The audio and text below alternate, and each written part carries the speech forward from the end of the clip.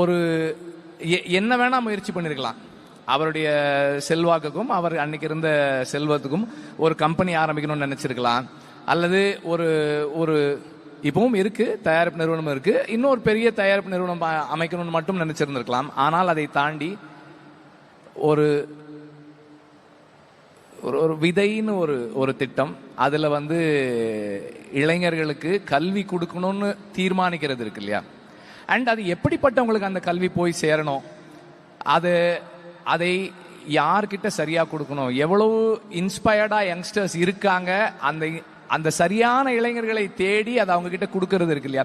நான் கொஞ்சம் விசாரிச்சதுல சொன்னாங்க 98% சக்சஸ் ரேஷியோ. அகரம் ஒரு கைனா அந்த மாணவர்கள் இன்னொரு கை. ஏன்னா அவங்களும் 100% அவங்களுடைய உழைப்பை போட்டு இந்த இடத்துல சேர்ந்திருக்கிறாங்க.